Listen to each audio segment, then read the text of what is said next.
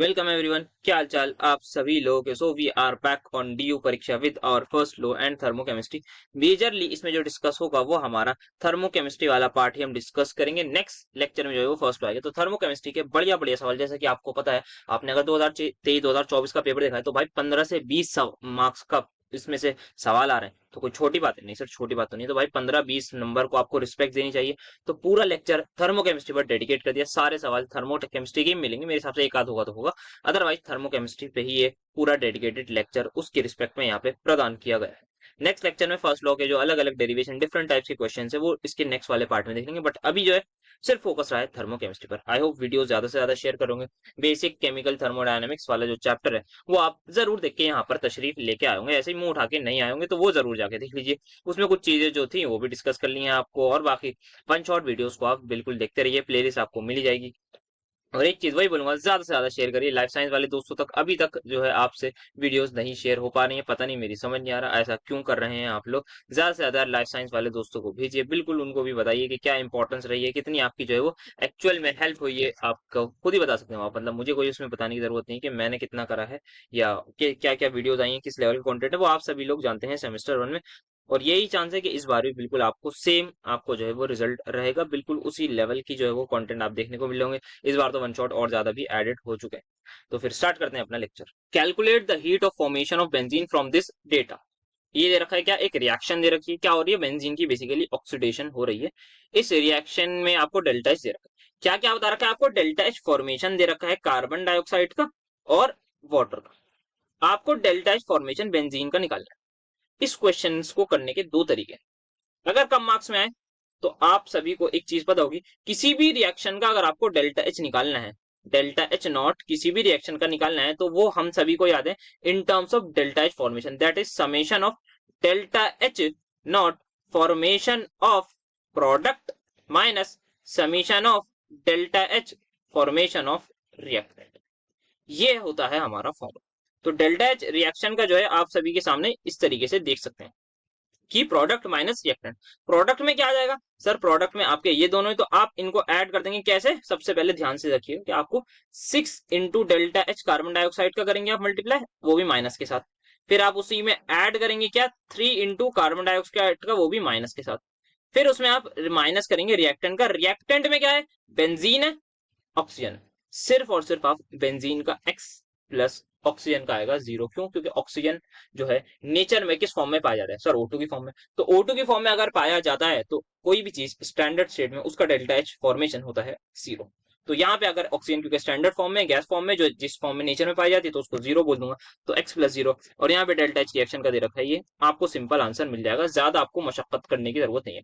तो अगर ये कम नंबर में आए तो आई विल प्रेफर ये तरीका जाएगा। बट अगर थोड़ा ज्यादा नंबर में आए तो आप मतलब एक लाइन में तो आंसर नहीं निकालेंगे सब, आपको तो आपको कैसे जाना पड़ेगा, तब आपको जाना पड़ेगा डेफिनेशन वाइज। एक रिएक्शन आपको दे रखी है। अब आप क्या करिए, इस रिएक्शन को बनाइए। कैसे बनाएंगे आइए बात करें। आप सबसे पहले जो आपको क्या निकालना है, आपको फॉर्मेशन ऑफ बेंजीन क्या कैलकुलेट करनी है। तो कैलकुलेट अगर आप फॉर्मेशन ऑफ बेंजीन करना है तो उसकी रिएक्शन लिखिए। आप बोलेंगे सर रिएक्शन तो ये है कि आप जो है वो 1 मोल बेंजीन बना रहे हैं फ्रॉम उसके एटम से। आप जो है वो 1 मोल बेंजीन बना रहे हैं फ्रॉम इट्स, आप बोल लीजिए एटम्स, जो क्या हो स्टैंडर्ड स्टेट में हो। क्या ये सबकी स्टैंडर्ड स्टेट है, ये ग्रेफाइट है और ये आपका गैस है। तो आपको इस रिएक्शन का डेल्टा एच बताना है। तो अब आप क्या कीजिए, इस रिएक्शन की, इन दोनों रिएक्शन की मदद से इस रिएक्शन को बनाइए। ये है आपकी डिजायर्ड रिएक्शन। आपको जो बनानी है ना वो ये डिजायर्ड रिएक्शन बनानी है। अब आप इनकी मदद से बनाइए। सबसे पहले बात करिए delta H formation carbon dioxide की बात करूं तो क्या मैं उस रिएक्शन को इस तरीके से लिख सकता हूँ सर, बिल्कुल लिख सकते हैं। क्या यहाँ पे मुझे कुछ चेंज करना चाहिए सर, इस रिएक्शन का जो डेल्टा एच होगा वो होगा माइनस इतना, ठीक है, किलो जूल में। क्या यहाँ पे मुझे 6 से मल्टीप्लाई कर देने चाहिए, यस सर आपको बिल्कुल कर देने चाहिए, क्योंकि आपके पास 6 कार्बन डाइऑक्साइड है, तो 6 से यहाँ 6 से यहाँ और इस भी 6 से मल्टीप्लाई हो गया, तो इस रिएक्शन का डेल्टा एच 6 से मल्टीप्लाई होगा। पहली रिएक्शन आपकी तैयार हो गई, ठीक है। आपको डिजायर्ड रिएक्शन ये पहली रिएक्शन आपकी बन गई। अब आप पानी के बारे में बात कीजिए। तो पानी के लिए H2 plus O2 will give me what, H2O। कितना चाहिए आपको, 1 मोल चाहिए। 1 मोल के लिए आपको डेल्टा एच इतना दे रखा है। बट क्या आपको एक ही चाहिए, नो सर हमें 3 की जरूरत होगी, तो आपको 3 से मल्टीप्लाई करना पड़ेगा इस रिएक्शन को। क्या 3 से ही करना पड़ेगा, हाँ हाँ 3 से करना पड़ेगा। सबसे पहले हाँ इसमें पहले मैं हाफ लगा दूंगी इनिशियली, यहाँ पे जो वाइट से कर दूं उसको। जो मेरी रिएक्शन थी ओरिजिनल वाली वही थी, H2 plus half O2 will give me 1 mole of पानी की। अब मैं 3 से मल्टीप्लाई कर दूंगा, so now it will be like this 3/2 O2। ये हो गई मेरी दूसरी रिएक्शन, इसको भी मैं 3 से मल्टीप्लाई कर दूंगा। 2 रिएक्शन हो गई, तीसरी मेरे पास है, घुमा फिरा के बना दीजिए अपनी रिएक्शन। तो अब क्या होगा आप देखिए, आप क्या चाहिए सर, आपको चाहिए 6 कार्बन है, 3 हाइड्रोजन है, तो इतना पक्का बताए ये दोनों रिएक्शन सिंपली ऐड होगी। बट बेंजीन आपको प्रोडक्ट साइड में चाहिए, तो इस रिएक्शन को रिवर्स कर दीजिए, डेल्टा एच उसका हो जाएगा पॉजिटिव में 3300। तो मैं यहाँ पे उस 3 रिएक्शन हो गई ना, तो ये आ गई 6CO2 plus 6H2O will give me 6CO2 6H2O ही है ना सर, 3 है बेटा, सॉरी सर क्या बोल रहा हूँ यार, C6H6 प्लस 15/2 ऑक्सीजन। अब आप क्या कीजिए, 3 रिएक्शन हो गए आपके पास, तीनों को ऐड कर दीजिए, खत्म हो जाएगा आंसर। जैसे ही आप तीनों को ऐड करेंगे, you will get the desired reaction which will be this only. देख लीजिएगा, आप करके देख लीजिए, मतलब मैं क्या बोल रहा हूँ आप खुद ही करके देखिए। आप जैसे तीनों रिएक्शन को ऐड करेंगे ना, CO2 H2O यहाँ प्रोडक्ट साइड में, इधर रिएक्टेंट साइड में कट जाएंगे, 15/2 इधर प्रोडक्ट साइड में है, 15/2 इधर रिएक्टेंट साइड में आ जाएगा, 6 और प्लस आप जैसे ही करेंगे 3/2 को, तो ये आपका 15/2 हो जाएगा, ये कट जाएगा, बचेगा क्या आपका, सिर्फ और सिर्फ ये दोनों लोग बचेंगे और ये बचेगा, और ये आपकी डिजायर्ड रिएक्शन बनेगी। तो आपको इस तरीके से अपना आंसर देना। अब आप यहाँ पे भी अगर आप चाहें ना चेक करने के लिए, तो देखिएगा आंसर एकदम सेम आएगा। आप एक्स को उधर ले जाइए, -33 को इधर ले जाइएगा, देखिएगा आपने इन दोनों को ऐड करा है, यहाँ देखिए ये और ये ऐड हो रहे हैं, बिल्कुल हो रहे हैं, 6 से मल्टीप्लाई हो रहे हैं, हाँ सर हो रहे हैं। ये इधर आके इसका साइन चेंज हो गया, इसका साइन चेंज हो गया, आगे क्या हो गया, +33 हो गया, क्या यहाँ भी +33 हो गया सर, बिल्कुल हो गया। और एक्स उधर चला जाएगा तो एक्स प्लस हो गया, क्या आंसर सेम आया, सेम बात है। आई होप दोनों तरीके समझ में आए होंगे।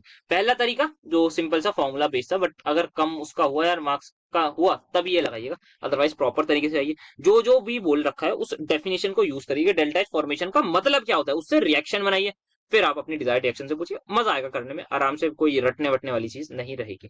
नेक्स्ट आते हैं, ये एंथैल्पी चेंज बताना है हमें बॉन्ड एनर्जीज के टर्म्स में, तो एक कर देता हूँ, एक आप कर लीजिएगा होमवर्क में, आपको भी अच्छा लगेगा थोड़ा। तो यहाँ पे क्या करते हैं, बॉन्ड एनर्जी की बात जब भी आती है, तो बॉन्ड एनर्जी के केस में हमें जब भी डेल्टा एच निकालना हो, so that will be summation of bond energies reactant की minus summation of bond energies product. दो चीजों में हमारे पास होता है, एक डेल्टा एच कंबशन में और एक डेल्टा एच जब हम निकालते हैं बॉन्ड एनर्जीज की टर्म्स में, तब हम ऐसा करते हैं दोस्तों, रिएक्टेंट माइनस प्रोडक्ट, ठीक है। तो यहाँ पे आप देखिए रिएक्टेंट में क्या है, C2H4, सभी को स्ट्रक्चर पता होगा आई थिंक, C2H4 का ये आ गया, Cl2 का सर ये, तो ये मैंने बना दिया रिएक्टेंट। क्या कुछ मल्टीप्लाई स्टोइकोमेट्रिक कोएफिशिएंट से नहीं होगा, ठीक है। तो यहाँ पे किसी भी चीज से मल्टीप्लाई हमें नहीं करना है। यहाँ ध्यान रखिएगा, यहाँ पे आप जब Cl2 में निकालने जाएंगे अपने होमवर्क क्वेश्चन में, तो यहाँ 2 से मल्टीप्लाई करिए। तो रिएक्टेंट की जरा बॉन्ड एनर्जीज की मैं बात करूँ, तो वो कैसे आ जाएगी, एक CC बॉन्ड है, तो एक CC bond C plus 4 CH bond plus एक Cl बॉन्ड, ये मुझे वैल्यूज पुट करनी है, मेरे पास आ जाएगी रिएक्टेंट का समीशन। तो एक CC बॉन्ड की मुझे दे रखी है C की, नहीं दे रखी क्या, तो ये गलत है क्या, C की नहीं दे रखी, ओके, तो ये C2H4 ही होगा प्रोबेबली। इसमें फिर हो सकता है थोड़ी सी गलती हो कि ये खाली CH4 हो सकता है इसमें अगर ऐसा है ना, क्योंकि देखिए आप C2H4 में आप ये ऐड कर रहे हैं, C2H4 में अगर आपने ये ऐड करा तो आप एडिशन करा रहे हैं, बट C की भी तो देनी चाहिए ना फिर आपको बॉन्ड एनर्जी। बॉन्ड कोई मिसप्रिंट कुछ है नहीं है, तो यहाँ तो एक मिसप्रिंट लग रहा है मुझे अलग ही। C2H4 में आपने करा दी, आपने एडिशन रिएक्शन करा दी, और यहाँ आपने क्या करा है, यहाँ पे C2H2Cl बना दिया प्लस 2HCl, यहाँ पे भी आपने 2 Cl ऐड करे हैं, बट यहाँ पर आपने जो है ये भी कैसे करा, देखिए यहाँ पे C2H4 रहा, ये C2H2 हो गया, but how, that's the question कि ये C2H2 हो गया और 2 Cl यहाँ पर लगे हैं, तो यहाँ पे मुझे थोड़ी सी गड़बड़ लग रही है, एक बार मैं पॉज करके दे। यहाँ पे यार एक तो देखो दो मिसप्रिंट दिख रहा है मुझे गाइस, एक तो ये आप सबसे पहले सेकंड रिएक्शन देखिए, आप C2H6 है मतलब इथेन है, इथेन में आप क्लोरीन डाल रहे हैं, आप सभी लोग ऑर्गेनिक फर्स्ट सेमेस्टर में पढ़ के आए हैं, 2 मोल डालिए तो 2 Cl आपने रिप्लेस कर दिया, 2 HCl लगा दिया, बट देखिए इन्होंने C2H4 लिख दिया, C2H2 लिख दिया, 2 HCl गए तो 2 HCl की जगह 2 Cl आए, बट आपने यहाँ पे 4 गायब कर दी और 2 का कोई अता पता भी नहीं, तो it should be C2H4 Cl2 सबसे पहली चीज, तब सब कुछ नॉर्मल रहेगा। अगर ऐसा हुआ ना तो हाँ इस वाले पार्ट के लिए सब कुछ नॉर्मल, बट यहाँ पे देखें तो यहाँ पे कुछ चीजें अब नॉर्मल हमें लग रही हैं, क्योंकि C की वैल्यू हमें नहीं दे रखी। और वैसे ये रिएक्शन सही है, क्योंकि यहाँ एल्कीन में हम एडिशन कराएंगे Cl2 गैस की, तो हमारा एंटी एडिशन वाला प्रोडक्ट बनेगा, C यहाँ पे HCl लग जाएगा। बट व्हाट अबाउट C, तो ये एक चीज यहाँ पर मिसिंग है, तो यहाँ पर मैं इसको मिसिंग ही मान के x लिख देता हूँ, प्लस 4 इंटू CH, तो आप 4 इंटू 413 कर देंगे, क्योंकि ये मतलब क्वेश्चन में ही फिर वो है ना गड़बड़, तो इसमें आपको कोई परेशानी लेने की जरूरत नहीं, वो हो जाएगा, मार्क्स मिल जाएंगे, वरना करेक्शन कराने आ जाते हैं। ये आपका रिएक्टेंट का हो गया। प्रोडक्ट की अब बात करें तो प्रोडक्ट में देखिए क्या है, प्रोडक्ट में देखिए आप कितने क्या क्या है सर, प्रोडक्ट में अब मैं प्रोडक्ट यहाँ लिख देता हूँ। तो प्रोडक्ट में आप देखिए एक सीसी बॉन्ड है, एक सीसी बॉन्ड का मैं खाली सीसी लिख देता हूँ, प्लस 2 सीएल बॉन्ड है, प्लस 4 सीएच बॉन्ड है ना। यस सर बिल्कुल है। तो प्रोडक्ट के बारे में अगर बात करें, सीसी बॉन्ड की दे रखी है 300 नहीं, CC bond 348 plus CCL bond की दे रखी है 328 प्लस सीएच बॉन्ड की दे रखी है 413। तो ये आपका आ गया क्या, प्रोडक्ट। तो रिएक्टेंट आ गया, फिर प्रोडक्ट आ गया, तो आप रिएक्टेंट माइनस प्रोडक्ट करके आंसर निकाल सकते हैं। ठीक है, देन आप उसको भी समझ गए होंगे। सेकंड वाला पार्ट तो इजीली हो जाएगा, बस ये मिस प्रिंटिंग थी यहाँ पे आपको, ये तो हो ही जाएगा, इसमें तो एक्स की भी जरूरत नहीं पड़ेगी। इसमें कुछ ना कुछ डेटा में मिसिंग है, या तो वैसे मुझे नहीं लगता मैंने कुछ गलत वो करा होगा, हो सकता है क्वेश्चन में, या हो सकता है मुझसे गलती हो, बट आप आई थिंक कंसेप्ट समझ गए होंगे। जिन्होंने वीडियो देखी थर्मोकेमिस्ट्री वाली, बता ही रहा था मैं कितनी इंपॉर्टेंस है। जब आपने 2023 और 2024 का पेपर देखा होगा तो 15 से 20 नंबर की आपको थर्मोकेमिस्ट्री कहीं ना कहीं आराम से देखने को मिल रही थी, तो वो बहुत ज्यादा इंपॉर्टेंट है। थर्ड लेक्चर आपको जो है वो फर्स्ट लॉ एंड थर्मोकेमिस्ट्री का जरूर जाके देख लेना चाहिए, अभी भी नहीं देखा तो उसमें आपको सब चीजें समझ में आ जाएंगी, ये सारी। तो अब हम आगे चल लेते हैं, जब वो चीज थोड़ी बोले तो कोई नेक्स्ट क्या है ये देखिए, ये भी एक बढ़िया सवाल है। इसको भी अगेन करने के दो तरीके हैं। क्या दे रखा है आपको, इस रिएक्शन की एंथैल्पी चेंज निकालनी, तीनों का सभी का आपको। अच्छा, ये सबसे पहले यहाँ पे देखिए मिस प्रिंटिंग है, it should be of O। देखो पानी का दे रखा है, दोबारा पानी लिख दिया। हमें पता है भाई ऑक्सीजन का होगा जीरो, जीरो इन्होंने बोल रखा है ना, तो ऑक्सीजन का ही होगा। क्यों होगा, ऑक्सीजन क्या है, अपनी स्टैंडर्ड स्टेट में जिस फॉर्म में वो नेचर में पाया जाता है, नेचुरल स्टेट जो है वो उसी फॉर्म में है, दैट इज O2 की फॉर्म में, तो उसका डेल्टा जो है जीरो होगा। यहाँ पे हम सिंपल एक तो फॉर्मूला लगा सकते हैं, अगर हम एंथैल्पी चेंज निकालना है तो delta H of product minus reactant, एक तरीका ये है। दूसरा तरीका क्या है, वो यार अपनी मेहनत करके इक्वेशन बनाए। तो आप अगर फॉर्मूला लगाना है तो आप आराम से लगा लीजिए, वरना मेहनत भी कर लेते हैं थोड़ी सी। तो आपको जो है सबसे पहले कार्बन डाइऑक्साइड के बारे में बात दे रखी है, तो सबसे पहले मैं ये करता हूँ। आपको इस रिएक्शन का डेल्टा दे रखा है ये, बट आपको ये नहीं चाहिए, आपको 2 CO2 चाहिए, तो आप 2 से मल्टीप्लाई कर देंगे इक्वेशन। यहाँ पे भी डेल्टा इसको कर दीजिए, पहली इक्वेशन। दूसरी आपको पानी की बात करी गई, तो पानी में H2 प्लस हाफ O2 डाल के आप बना लेंगे H2O, और इस रिएक्शन का डेल्टा दे रखा है -285.8 किलो जूल।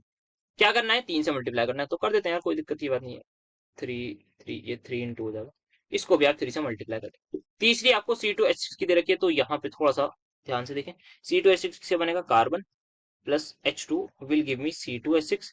एक मोल ही मुझे बनाना है, क्या एक ही मोल चाहिए, हाँ एक ही मोल बनाना है। तो इस रिएक्शन का ये, इसको मैं 3 कर दूं, इसको मैं 2 कर दूं, तो इस रिएक्शन का डेल्टा H जो होगा 84.5। बन गई रिएक्शन सर, बन गई। अब क्या करना चाहिए, सोचो और बताओ सर। हमें चाहिए C2H6 रिएक्टेंट साइड में, इसको उल्टा कर देंगे। ठीक है सर, ये काम हो गया। ये चाहिए नहीं सर, ये नहीं चाहिए, ये चाहिए। कार्बन डाइऑक्साइड प्रोडक्ट में चाहिए, ये पानी प्रोडक्ट में, तो बस इस रिएक्शन को उल्टा कर दिए। मतलब इसका आपको करना है होगा बस C2H6 will give me 2 carbon plus 3 H2। इस रिएक्शन का डेल्टा H हो जाएगा, तीनों रिएक्शन को ऐड कर दिए, खत्म हो जाएगा क्वेश्चन आराम से, कोई दिक्कत की बात नहीं होगी किसी को भी, बिल्कुल भी। तो ये आपका सेम वैसे देखा जाए तो उसी तरीके से हो रहा है, कहीं ना कहीं जैसे आप तीनों रिएक्शंस को ऐड कर देंगे तो आपका क्या आ जाएगा, डेल्टा H ऑफ क्या आएगा, enthalpy change for the reaction. तो इस रिएक्शन, ये आपकी डिजायर्ड रिएक्शन थी, और इन तीनों रिएक्शन की हेल्प से आपने इस रिएक्शन को बनाया, तो this is your desired reaction, reaction desired जो थी, और इन तीनों की हेल्प से आपने इस रिएक्शन को बनाया। ठीक है, तो इस तरीके से आप यहाँ पर कर सकते हैं। आई होप समझ में आया होगा। बाकी आप फॉर्मूला भी लगाएंगे अगर आप प्रोडक्ट माइनस रिएक्टेंट वाला, तो आप प्रोडक्ट को लिखेंगे सबसे पहले 2 इंटू कार्बन डाइऑक्साइड की, फिर आप प्लस करेंगे किससे सर, 3 इंटू उसकी, दैट इज और क्या बोलते हैं इसको, वाटर की। ये आ गई क्या, प्रोडक्ट वाली। अब आप माइनस करेंगे रिएक्टेंट वाली से, तो रिएक्टेंट में आपका सिर्फ और सिर्फ क्या है, C2H6 है, तो माइनस ऑफ 84.5 लिखेंगे, तो is equal to delta H लगा दीजिएगा, माइनस माइनस प्लस हो जाएगा, आप देखिएगा। तो ये आपका अल्टीमेटली प्लस हो जाएगा, और बाकी सब कुछ यहाँ भी माइनस आएगा, क्योंकि ये भी माइनस में वैल्यू है, ये भी माइनस में वैल्यू है, तो यहाँ पर भी माइनस माइनस होगा, सेम आपका आंसर आराम से आ जाएगा। आई होप दोनों तरीके आपको समझ में आ रहे होंगे बेहतरीन अंदाज में। बढ़ते हैं आगे नेक्स्ट सवाल की तरफ, जो बोल रहा है कि एंथैल्पी चेंज बताइए इस रिएक्शन का। अगेन इस रिएक्शन को आप कर सकते हैं सिंपल तरीके से कि यार एंथैल्पी ऑफ कंबशन दे रखी है दोनों की, अगर किसी भी रिएक्शन का डेल्टा H निकालना हो और आपको एंथैल्पी की टर्म्स में पूछा गया हो, तो आप बोलते हैं summation of delta H reactant minus product, ये आप बोलते हैं। तो आप लिख देंगे इसको यार, रिएक्टेंट में है 3 इंटू C2H6 की दे रखी है 1.3 माइनस, और एक ही है तो हाँ इसकी 3.302, खत्म। दूसरा है, आइए सुकून से चलते हैं। तो desired reaction is this only, so you have to make this reaction with the help of these reactions are, सबसे पहले एंथैल्पी ऑफ कंबशन, इसकी बात करेंगे। तो इसको हम बर्न कर रहे हैं, और हमें क्या मिलेगी, कार्बन डाइऑक्साइड प्लस वाटर। तो 1 मोल इस कंपाउंड को बर्न करने में जो भी एंथैल्पी चेंज आया, क्या कहलाएगा, कहलाएगा वो इस रिएक्शन का delta H combustion that is -1.3। तो क्या ये मुझे चाहिए? नहीं सर, ये तो नहीं चाहिए, आपको 3 चाहिए, तो आप 3 से मल्टीप्लाई कर दो भाई, बस आप देख लीजिएगा। आपकी रिएक्शन भी बैलेंस हुई भी मिलनी चाहिए वैसे तो। अच्छा पहले रिएक्शन बैलेंस कर दूं मैं, पहले देखता हूँ रिएक्शन बैलेंस भी है या नहीं, रुक जाओ। अभी यहाँ पर देखिए, आपने एक मोल ऑक्सीजन से रिएक्शन करानी है, तो एक यहाँ पे आएगा, यहाँ पे आपको सबसे पहले क्या करना होगा, 2 करना होगा। ठीक है, तो ये 2 कार्बन हो गए, 2 करना पड़ेगा। देन उसके बाद what you have to do is, यहाँ पर ये 2 हो गए, पानी 2 हो गए, अब ऑक्सीजन थोड़े से अनबैलेंस हो गए, तो अगर मैंने यहाँ 2 लगा दिया, so let me just try to balance it. X plus Y वाले फॉर्मूले से मैं चाहूँ तो कर सकता हूँ, बट कोई नहीं, ऐसा करके देख। तो एक मोल कंपाउंड को बर्न कर रहे हैं ना, तो हो जाएगा, मतलब एक मोल आप कंपाउंड को बर्न कर रहे हैं, एक मोल कंपाउंड को बर्न कर रहे हैं ना, एक मोल ऑक्सीजन के साथ रिएक्शन नहीं। तो 2 कार्बन हो गए, बैलेंस है, 2 हाइड्रोजन है, बैलेंस है, तो 2 और 2 4 और 5, तो 5 से बार बार तो लिख दिया, सिंपल। हाँ सर, लग तो सिंपल ही रहा है, ये हो गया। हाँ, चलें आगे, चलते हैं आगे। अब क्या करना है, अब हमें क्योंकि 3 चाहिए तो इंटू 3 कर देते हैं, इंटू 3 3 ही चाहिए ना, हाँ इंटू 3, यहाँ भी इंटू 3, यहाँ भी इंटू 3 कर दिया। ये आपकी रिएक्शन तैयार हो गई। दूसरी, अब आप बेंजीन को आप बर्न कीजिए, पीछे भी आपने देखा होगा, ये 15/2 ऑक्सीजन से ये आपकी बर्न हो रही होती है। क्या मिलता है आपको, 6CO2 प्लस 3H2O मिलता है। ये अभी अभी पीछे भी लेके आए हैं। इसमें इस रिएक्शन के डेल्टा एच को हम बोलेंगे एंथैल्पी ऑफ कंबशन ऑफ क्या, बेंजीन। अब क्या कीजिए, इस रिएक्शन को रिवर्स करिए, ऐड कर दिए, खत्म। क्या ये बात समझ में आई? इस रिएक्शन को आप जैसे रिवर्स कर देंगे, क्या ये प्लस में आ जाएगा? हाँ। क्या यहाँ भी ये माइनस माइनस होकर प्लस हो रहा है? हाँ। क्या यहाँ माइनस दिस है? हाँ, समझ में आ गया। आई होप कोई डाउट नहीं होगा किसी को भी, क्यों ये वाले फॉर्मूलाज बने थे, कैसे बने थे, अब समझ में आ रहे होंगे लोगों को कि भाई ये मतलब क्यों लिख दिए थे ऐसे ही। तो ये इसी तरीके से डिराइव कहीं ना कहीं किए गए हैं, आपको घुमा फिरा के ही ऐड सब्ट्रैक्ट ये सब करना होता है। तो इसको आप जैसे ही वो करेंगे तो ये ऐड हो जाएगी। देन आप रिएक्शन को यहाँ पे, अच्छा माइनस लिख रखे हैं ना, हाँ तो ठीक है, आपका आराम से आंसर आ जाएगा। तो ये बन रही है आपकी -3.9 प्लस 3.302। सेम यहाँ पे भी आप जब इसको घुमा के करेंगे तो 3.303 जो है वो आपको प्लस में आएगा, और ये माइनस में आएगा, -3.8, खत्म। समझ में आया? कोई डाउट किसी को नहीं होना चाहिए। बात करते हैं अब difference between bond enthalpy and bond energy की। तो बहुत बार बात कर रखी है कि बॉन्ड डिसोसिएशन एनर्जी क्या है, आपका एक मोल गैसियस सब्सटेंस है, उसको आपको उसके कॉन्स्टिट्यूएंट एलिमेंट्स में कन्वर्ट करना है इन द गैसियस फॉर्म। जैसे कि हम ये सारी जो बॉन्ड एनर्जी लगाते हैं, एनर्जी वाली इक्वेशन, वो इसी के लिए लगाते हैं। बट बॉन्ड एंथैल्पी क्या है, जब हम एक तरीके का बॉन्ड तोड़ना है किसी रिएक्शन में, एक ही टाइप का बॉन्ड तोड़ना है, सेम टाइप का बॉन्ड तोड़ना है, इस बात को ध्यान रखिएगा। यहाँ पे अलग अलग बॉन्ड उसमें सबको तोड़ेंगे, एटॉमिक फॉर्म में लेके जाएंगे उसके कॉन्स्टिट्यूएंट एलिमेंट्स को, बट यहाँ पे नहीं, यहाँ पे हम सेम ही टाइप का बॉन्ड तोड़ रहे होते हैं। तो ये होता है हमारे पास, इस बात का ध्यान रखिएगा, ठीक है। तो ये ही इतना, मतलब आगे को इतनी डिटेल में नहीं जाते। अब यहाँ पे देखिए आपसे, जैसे इस क्वेश्चन में क्या पूछा, प्रोपेन का स्ट्रक्चर दे रखा है। अच्छा हाँ, हमें तो पता ही नहीं, जैसे सेकंड सेमेस्टर में है ही नहीं बच्चे, जो स्ट्रक्चर दे रखा है आप लोगों ने। Calculate the change in enthalpy, ठीक है कर लेंगे यार, कितनी आसान दे रखी है। अब आपको क्या करना है, सिंपल फॉर्मूला लगाइए, प्रोडक्ट माइनस रिएक्टेंट। तो प्रोडक्ट की मैं बात करूं, क्या लिखेंगे आप सर, 3 कार्बन डाइऑक्साइड है, उसमें कितने बॉन्ड्स हैं, ध्यान से देखिएगा, 3 कार्बन डाइऑक्साइड है और 2 CO बॉन्ड है, यानी C डबल बॉन्ड हो। बात समझ में आ रही है? 3 कार्बन डाइऑक्साइड है और 2 C डबल बॉन्ड हो, ठीक है, प्लस क्या है, 4 वाटर का स्टोइचोमेट्रिक कोएफिशिएंट और 2 OH बॉन्ड। ये क्या आ गई, प्रोडक्ट की बात आ गई, ये आ गई प्रोडक्ट की बात। रिएक्टेंट की बात करें तो रिएक्टेंट में आप लिख लीजिए 5 और O डबल बॉन्ड, O का 1। फिर इसके साथ आपको क्या लिखना है सर, इसके साथ आपको 3 CC बॉन्ड दिख रहे होंगे सबसे पहले तो। 3 का नहीं सर, 2 है, 2 CC बॉन्ड है ना, देखो ये बॉन्ड दिख रहे हैं, एक बॉन्ड दूसरा बॉन्ड। फिर आपके कार्बन हाइड्रोजन बॉन्ड कितने, 3 और 2 5, 5 और 3 8। तो इसके साथ ऐड कर दीजिए 8, 3 और 3 6, हाँ 8 इंटू CH बॉन्ड। ये आप कर दीजिए, आपका आंसर आ जाएगा। रिएक्टेंट माइनस प्रोडक्ट के लिए क्या सारा डेटा दे रखा है, O डबल बॉन्ड हो, OH दे रखा है, C डबल बॉन्ड दे रखा है, CC दे रखा है, CH दे रखा है, खत्म। इस तरीके से आप आराम से निकाल लीजिएगा, ये आपका फाइनल आंसर हो जाएगा। आई डोंट थिंक इसमें आप किसी को कोई भी डाउट कैसा भी होना नहीं चाहिए। नेक्स्ट कैलकुलेट करना है इस रिएक्शन की एंथैल्पी चेंज। क्या आप लोगों को ये सॉल्व करके दिखाऊं या कर लेंगे? सर अब तो प्रो होगा, एकदम कर लेंगे बिल्कुल यार, जिसने भी ये बोला ना, देखो यहाँ पे आपको दे रखी है C डबल बॉन्ड C की दे रखी है आपको 610, एच बॉन्ड की दे रखी है आपको 436, सी सिंगल बॉन्ड सी की दे रखी है 348, सी एच बॉन्ड की दे रखी है यार 413। हो जाएगा ना आराम से, मतलब इसमें इतनी समझाने की जरूरत नहीं है आपको। इसमें पता है क्या है, इसमें सर एक CC बॉन्ड है और 6 CH बॉन्ड, पता। इसमें एक एच बॉन्ड, इसमें सर एक C double bond C plus 4 CH bond. हो जाएगा, किसी को कोई डाउट नहीं आना चाहिए, पहले ही बता दूं। प्रोडक्ट नहीं सर, रिएक्टेंट माइनस प्रोडक्ट, हाँ सॉरी, रिएक्टेंट पहले इसको ऐड करेंगे, माइनस कर दीजिएगा, प्रोडक्ट से आंसर आराम से आंसर। आई डोंट थिंक मुझे इसको एक्सप्लेन करने की जरूरत है। यहाँ पे भी ध्यान रखिएगा, आप कभी लोग रिएक्टेंट माइनस प्रोडक्ट निकल गया हो मेरे मुंह से, तो यहाँ पे रिएक्टेंट माइनस प्रोडक्ट नहीं निकला हो मेरे मुंह से, रिएक्टेंट माइनस प्रोडक्ट ही आएगा। तो आप पहले जो है रिएक्टेंट का यही, हाँ रिएक्टेंट, फिर उसमें से माइनस करेंगे प्रोडक्ट, क्योंकि बॉन्ड एंथैल्पी में ऐसे ही निकालते हैं डेल्टा एच। ठीक, कोई डाउट नहीं होना चाहिए किसी को। नेक्स्ट ये है एक आई थिंक अच्छा क्वेश्चन है, using the bond enthalpy calculate the enthalpy of the reaction.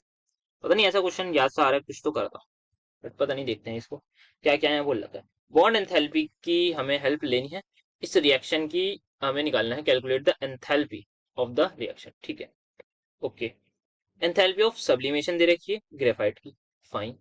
Enthalpy of atomization दे रखी है हाइड्रोजन की, ठीक है। ऑक्सीजन की भी, अच्छा अब यहाँ पे जरा समझना पड़ेगा। एंथैल्पी ऑफ वेपराइजेशन दे रखी है, ओके। बॉन्ड एनर्जीज की वैल्यूज दे रखी है।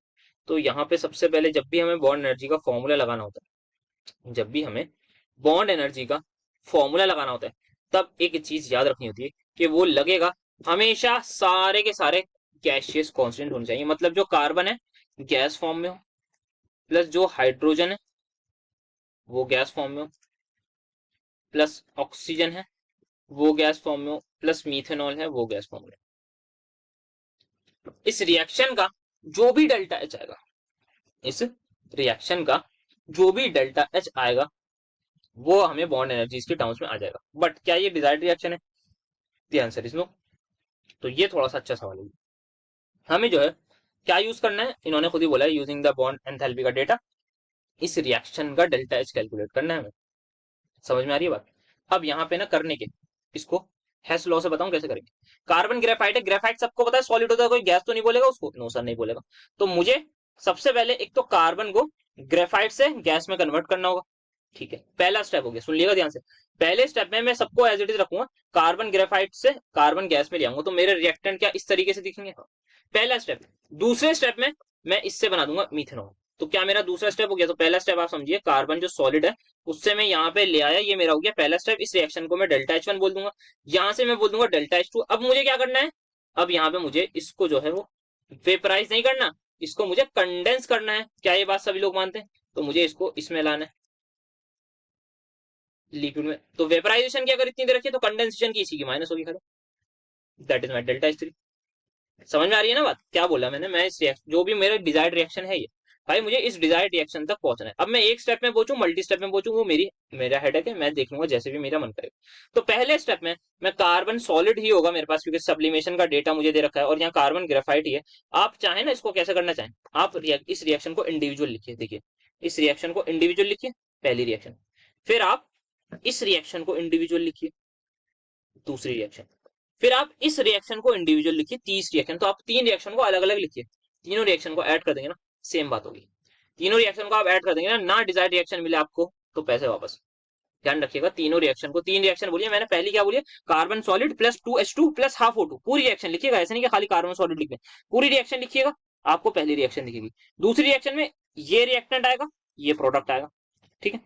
तीसरी रिएक्शन में ये रिएक्टेंट आएगा, ये प्रोडक्ट आएगा। तो आप तीनों रिएक्शन को जैसे ही ऐड करेंगे आपको डिजायर्ड रिएक्शन मिल जाएगी, लिख के ले लीजिए। तो अब हम क्या कर रहे हैं, यही करेंगे कि हम डेल्टा H1 डेल्टा H2 और डेल्टा H3 को ऐड कर देंगे, सिंपल, और हमें अपना आंसर मिल जाएगा। सबसे पहले मुझे बताइए, या मैं लिख देता हूँ यार, मुझे परेशान करोगे वरना तुम लोग, ये यार कैसे, carbon graphite plus 2 hydrogen plus oxygen gas form में, ये क्या मिल रहा है सर, इससे आप बना रहे हैं carbon gas plus 2H2 gas में सारी, ये आ गई, ये पहली रिएक्शन आ गई। बैलेंस से देखने यहाँ पे हाफ O2 लगानी है, चलो हाफ O2, ये आ गई पहली रिएक्शन। दूसरी रिएक्शन में ये जो मेरा रिएक्टेंट है इसको मैंने लिख दिया, ये पूरा रिएक्टेंट आ गया, और प्रोडक्ट में मेरे पास आ गया ये CH3OH, ये लिक्विड फॉर्म में, नहीं गैस फॉर्म में सर। और यहाँ पे आएगा CH3OH किसमें, गैस फॉर्म में। इससे मैं CH3OH को बना रहा हूँ लिक्विड फॉर्म में। जैसे ही मैं तीनों रिएक्शन को ऐड करूंगा, जैसे ही मैं तीनों रिएक्शन को ऐड करूंगा, carbon graphite 2H2 plus O2 यहाँ एज इट इज रहेगा, ये और ये एज इट इज रहेगा, इससे ये कट जाएगा, इससे ये कट जाएगा। समझ आया? बोलिए ये सुनो। इन तीनों रिएक्शन को मैं जैसे ही ऐड कर रहा हूँ, क्या आपको प्रोडक्ट समझ में अब आ गया होगा? किसी को कोई डाउट नहीं होना चाहिए, वरना फिर बेटा एक एक तमाचा लगा लो अपने, खुद ही आपको समझ में आ जाएगा। तो delta H1 delta H2 delta H3 की बात करें, डेल्टा H1 में मैंने क्या करा है, डेल्टा H1 में मैंने कुछ नहीं करा, सिर्फ और सिर्फ कार्बन ग्रेफाइट को कार्बन गैस में करा है। मतलब ये मेरी लगी enthalpy of sublimation, that is 716 kilo joule. पहली चीज पर मोल, एक ही मोल की बात है, हाँ एक ही मोल को करा है। दूसरी चीज अब यहाँ पे जो रिएक्शन है वो पूरी आएगी बॉन्ड एनर्जीज की टर्म में, यहाँ पे खेल आएगा थोड़ा सा समझदारी। अच्छा तीसरी बता दूं, पहले मैं डेल्टा एच थ्री बता देता हूँ उसको। डेल्टा एच थ्री क्या होगा सर, आप गैस से लिक्विड में कर रहे हैं, आपको एंथैल्पी ऑफ वेपराइजेशन मतलब लिक्विड से वेपर में कन्वर्ट करने के लिए 38 जूल दे रखी है। तो क्या वेपर से लिक्विड करने में इसी का नेगेटिव होगा? बिल्कुल होगा। तो वो आपकी आ जाएगी, आपको दे रखी है जो रिएक्शन का जो आपको बता रखा है ना, ये एंथैल्पी ऑफ वेपराइजेशन, ये आपको दे रखी है CH3OH लिक्विड से बेटा आप कन्वर्ट कर लेंगे ना CH3OH गैस में, तो आपको इस रिएक्शन का डेल्टा एच बता दिया कि ये है आपका 38। आप बोलेंगे ठीक है बता दिया, बट हमें इसकी जरूरत नहीं है, हमें तो उसके उल्टे की जरूरत है। तो अगर रिएक्शन रिवर्स तो delta H negative, simple. Hash law लगा दिया दोबारा से। हाँ सर बिल्कुल, ये तो समझ में आ गया। तो जैसे ही मैं इसको घुमा दूंगा तो यहाँ पे इसको हटा दिया, इसको माइनस कर दिया, समझ में आ गया बेटा? यस सर आ गया। तो ये माइनस 38 हो गई। तो दो डेटा मुझे मिल गया। अब मुझे तीसरा डेटा निकालना है और तीनों को ऐड कर देना है, आराम से मेरा आंसर आ जाएगा। अब इसको जरा सा समझिएगा, चलो इसको मैं लिख लूं। तो मेरे पास है कार्बन गैसियस फॉर्म में, हाइड्रोजन एटम्स है प्लस हाफ ऑक्सीजन एटम है, विल गिव मी CH3OH। मुझे बॉन्ड एनर्जीज का काफी डेटा दे रखा था, उसको मैं देखता हूँ। तो यहाँ पे मैं HH पता है सबको क्या होता है, दो HH बॉन्ड है, हाफ O2 बॉन्ड है, और यहाँ पे आप देख सकते हैं C एक OH बॉन्ड है और बाकी CH बॉन्ड है सर।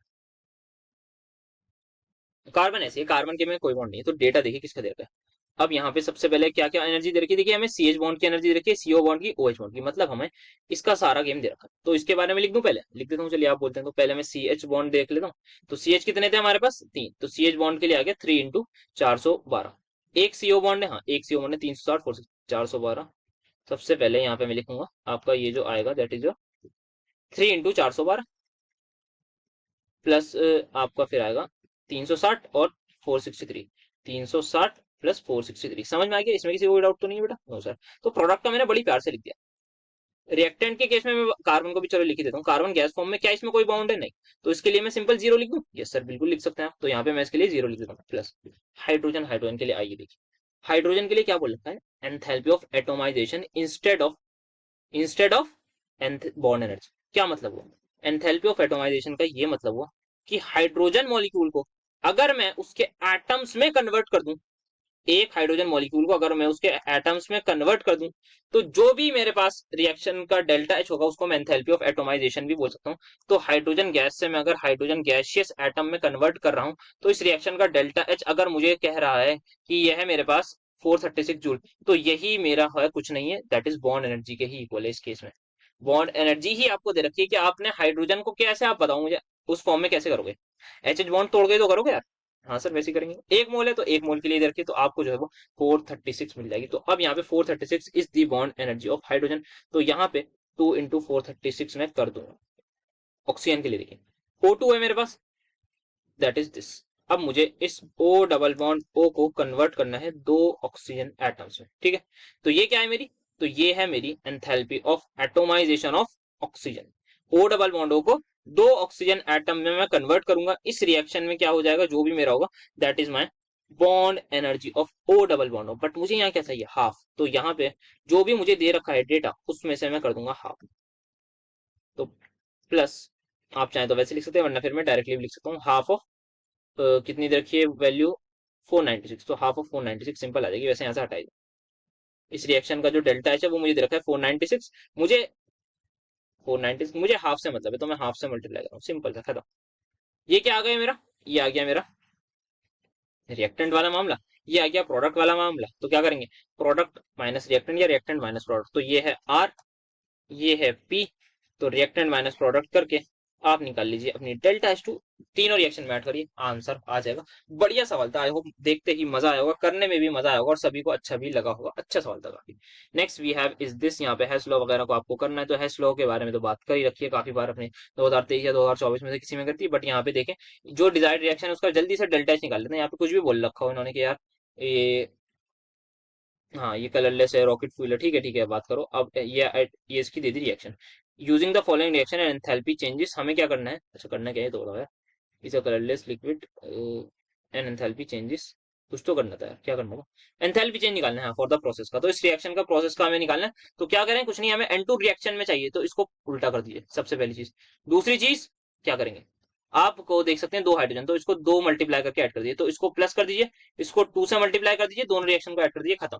ज्यादा समझ आ नहीं रहा, समझ में आ गया होगा आई होप सभी को। क्या करें दोबारा बता रहा हूँ, रिएक्टेंट में चाहिए N2, तो इस रिएक्शन को घुमा दिया, रिएक्शन को घुमा दिया तो डेल्टा H पॉजिटिव हो गया, सबसे पहले चीज मतलब साइन चेंज हो गया। दूसरी चीज हाइड्रोजन 2H2 है, तो यहाँ पे 2H2 चाहिए, आप 2 से मल्टीप्लाई पूरी रिएक्शन को कर दीजिएगा, सबको कर दीजिए, यहाँ पे देख लीजिए, देखेंगे बाकी सब कुछ कट जाएगा, आराम से आ जाएगा। आप 2 से मल्टीप्लाई कर दीजिए, ऐड कर दीजिए, खत्म। हेस लॉ एक बार रीड कर लीजिए क्या होता है यहाँ पे। आपको एक रिएक्शन में अगर आप किसी रिएक्शन को आप एक स्टेप में कर रहे हैं तो आप मल्टी स्टेप में भी कर सकते हैं, या हीट जो एब्जॉर्ब होगी किसी एक स्टेप में अगर आप उसको 500 स्टेप में करेंगे तो टोटल हीट चेंज होगा वो आपका सेम ही रहेगा जो भी होगा। तो ये आपका हेस लॉ बोलता है, बाकी हमने इसमें अच्छे से डिस्कस कर रखा है, आप चाहें तो रीड कर सकते हैं एक बार, ठीक है। नेक्स्ट यहाँ पर एक और अच्छा क्वेश्चन है, that is heat of formation and heat of combustion के बारे में बता रखा है क्या है।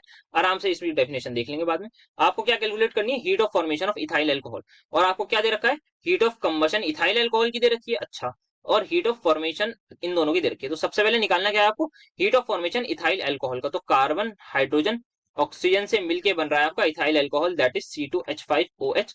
एक मोल आपको बनाना है, कितने से, इसके कॉन्स्टिट्यूएंट एलिमेंट से, तो ये होगा 3 आ जाएगा, यहाँ पे आ जाएगा हाफ। तो क्या ये रिएक्शन सबसे पहले बैलेंस, एक बार मुझे देख के चेक करके बता दीजिए, बाकी गलती होगी तो देख लेंगे। तो मेरे हिसाब से ये रिएक्शन बैलेंस हो गई कि 3H2 लगा दिए और यहाँ पे हाफ मैंने ऑक्सीजन एटम लगा दिया, ठीक है। तो ये हो गया आपका 2 कार्बन प्लस 3H2, और ये आपकी रिएक्शन हो गई, मतलब ये आपकी है डिजायर्ड रिएक्शन। तो डिफाइन डिफाइन करूँ सॉरी, तो ये आपको डिजायर्ड रिएक्शन मिल गई। इस रिएक्शन के बारे में बाद में बात करेंगे। अब क्या गिवन है आपको, हीट ऑफ कंबशन दे रखी है इसी की, चलो हीट ऑफ कंबशन दे रखी है, कर दें इसको, जला देते हैं। एक मोल इसको कर देते हैं बर्न, ऑक्सीजन की प्रेजेंस में क्या मिलेगी, कार्बन डाइऑक्साइड प्लस वाटर। कितनी कार्बन डाइऑक्साइड मिलनी चाहिए सर, 2 मिलनी चाहिए। वाटर कितने मिलने चाहिए सर, यहाँ पे लगभग लगभग 3 मिलने चाहिए, क्योंकि यहाँ पे 5 और एक वो, हाँ तो 6 हो गए। अब देखें जरा ऑक्सीजन को, तो एक यहाँ पे हो गए, 2 और 2 4, 2 2 4 सॉरी, और 3 और ये आ गया आपका, क्या बोलते हैं इसको, 3 और 4 और 1 7, तो 1 है 3 लगा दिया, खत्म, रिएक्शन बैलेंस हो गई, हाँ सर हो गई। इस रिएक्शन का क्या डेल्टा एच दे रखा है सर, बिल्कुल दे रखा है। इस रिएक्शन का डेल्टा एच क्या होगा, एंथैल्पी या heat of combustion of ethyl alcohol, that is -1380.7। Heat of formation आपको कार्बन डाइऑक्साइड की दे रखी है और वाटर की दे रखी है। इस रिएक्शन को मैं आगे नेक्स्ट पेज पे लिखूंगा, अभी यहाँ पे देखिए आपको कार्बन डाइऑक्साइड और वाटर के बारे में बातचीत कर रखी है ना, तो उस बातचीत को आगे बढ़ाते हुए लिखता हूँ मैं जल्दी से। ये दे रखी है, और आपको carbon plus oxygen will give you carbon dioxide दे रखी है। इन रिएक्शंस का जो डेल्टा एच है वो जल्दी से लिख देता हूँ। पानी के लिए दे रखा है -288.6 6.6 है सॉरी, और ये -394.5। अब क्या आपको ये डिजायर्ड रिएक्शन मिल गई सर, आप एक काम करिए, यहाँ पे आप देखिए, अब आपको क्या करना है, इस रिएक्शन को सबसे पहले रिवर्स कर दीजिए, क्योंकि आपको ये प्रोडक्ट में चाहिए, क्योंकि आपको क्या चाहिए, प्रोडक्ट में चाहिए। समझ में आ गई पहली बात, ये आपको प्रोडक्ट में चाहिए, तो इस रिएक्शन को जरा रिवर्स करिए, और इस रिएक्शन के डेल्टा एच को भी ऑब्वियसली करेंगे, तो ये आ जाएगा आपका 2 कार्बन डाइऑक्साइड प्लस कितने water sir, 3 water will give you उल्टी reaction, that is C2H5OH plus 3 oxygen atoms, और क्या करेंगे आप, इस रिएक्शन के डेल्टा एच को लिखेंगे प्लस 1380.7, ठीक है, ये हो गया आपका। अब आप क्या करेंगे, यहाँ पे आप देख सकते हैं 2 कार्बन डाइऑक्साइड है, तो आप 2 से मल्टीप्लाई कर दीजिए इसको, ये आपने 2 से मल्टीप्लाई करा, ये 2 से मल्टीप्लाई करा, यहाँ पर भी इंटू 2 कर दीजिए। फिर क्या है आपको, 3 वाटर है, तो 3 से मल्टीप्लाई कर दिया, ये 3 से मल्टीप्लाई कर दिया, ये 3 से मल्टीप्लाई कर दिया। इस रिएक्शन इसको भी आप 3 से मल्टीप्लाई कर दीजिए, तीनों रिएक्शन को ऐड करिए, आंसर मिल जाएगा। क्या मिलेगा, इससे ये उड़ेगा, इससे ये उड़ेगा, और 3 O2 है यहाँ पर, तो कुछ तो O2 चाहिए या नहीं चाहिए, यहाँ पे क्या निकालना क्या था मैं, हाँ तो हाफ O2 चाहिए ना मैं। तो आप देखिएगा ये 2 और 1.5 कितने हो जाएंगे, 2 और 1.5 3.5, 3.5 और ये 3 है, तो 3 इधर आके माइनस होएगा, तो आप देख सकते हैं यहाँ पे 0.5 ही बचेगा। समझ में आ गई ना बात, ये 2 है, ये 1.5 है, 2 और 1.5 है 3.5, 3.5 में से आप 3 माइनस कर देंगे, इधर आ जाएगा, तो वो हाफ हो जाएगा, तो यहाँ पे आपका हाफ ही बचेगा। तो एट द एंड यहाँ पे आपका हाफ O2 बच रहा है, आपका 2 कार्बन बच रहा है, आपके 3 H2 बच रहे हैं, यही है ना, और आपको फाइनली C2H5OH मिल जाएगा। और क्या करना है, बस रिएक्शन को ऐड कर दीजिए, डेल्टा एच को ऐड कर दीजिए, खत्म। आई होप आसान लगा होगा ये सवाल, इसमें कोई भी डाउट नहीं होगा, बढ़िया सवाल था ये। बाकी सब जो थे वो चुटुर पुटुर से थे, वो आराम से हो ही गए होंगे सबसे, ये वाला थोड़ा सा बढ़िया क्वेश्चन। अच्छा, डेफिनेशन पर एक बार फिर नजर मार लीजिए कि डेफिनेशन जो लेक्चर में डिस्कस करी थी कि क्या होती है एंथैल्पी ऑफ फॉर्मेशन की। एंथैल्पी चेंज स्टैंडर्ड फॉर्म में, जैसा कि आप देख सकते हैं, एक मोल कंपाउंड आप बना रहे हैं कहाँ से, फ्रॉम रिक्विजिट एलिमेंट, जो उसके एलिमेंट्स होते हैं और in their stable states of aggregation, जिस भी फॉर्म में वो नेचर में पाए जाते हैं, जिनको हम एलिमेंट्री स्टेट बोलते हैं, वो होती है हमारी enthalpy of formation. Then we have enthalpy of combustion, की एक मोल कंपाउंड को आप बर्न कर रहे हैं, जितनी अमाउंट आपको ऑक्सीजन की चाहिए होती है उतनी में, और वो आपको ऑब्वियसली प्रोडक्ट मिलेंगे, आपको स्टेबल फॉर्म में मिलेंगे। तो ये आपका हो गए कुछ थर्मोकेमिस्ट्री के बढ़िया सवाल जो थे अभी तक रिएक्शंस वाले। Define heat of vaporisation, heat of fusion, heat of sublimation, फिर इसमें डिफरेंशिएट करना है बाय सूटेबल एग्जांपल्स। भाई बहुत बेसिक चीज है, मतलब इसको करवाते हुए भी शर्म से आ रही है, मतलब नहीं मजाक कर रहा हूं। एक मोल लिक्विड लिया, एक मोल कोई भी लिक्विड लिया, उसको एक मोल गैस में कन्वर्ट करा, एट इट्स बॉइलिंग पॉइंट, जो टेम्परेचर है वो उसका क्या होगा, बॉइलिंग पॉइंट होगा, और जो भी एंथैल्पी चेंज आएगा उसको हम बोलेंगे डेल्टा एच वेप। फ्यूजन मतलब क्या होगा, एक मोल सॉलिड होगा, उसको लिक्विड में कन्वर्ट करेंगे, बन गया, आपका समझ में आ गया होगा।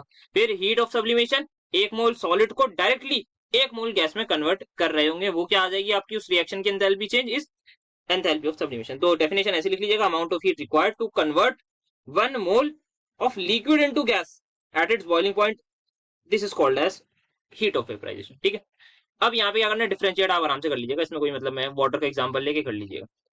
हेस लॉ को कैसे आप थोड़ा बताएंगे, तो आप बता दीजिएगा कि यार एक मोल सबसे पहले H2O सॉलिड है, उसको आपने कन्वर्ट करा एक मोल H2O लिक्विड में, इस रिएक्शन का जो भी डेल्टा एच है उसको आप बोलेंगे डेल्टा एच, बोलिए क्या बोलेंगे, फ्यूजन।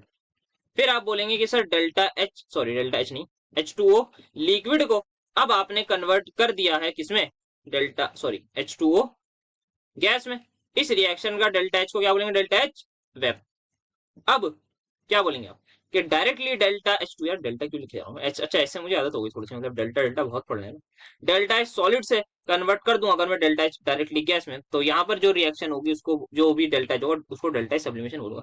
पहली और दूसरी रिएक्शन को जरा ऐड करिए, लिक्विड से लिक्विड उड़ जाएगा, और आप देखेंगे H2O सॉलिड से H2O गैस आ जाएगा, तो आप डायरेक्टली बोल सकते हैं जो डेल्टा एच सब्लिमेशन है that is nothing but just the summation of delta H fusion plus delta H vaporisation.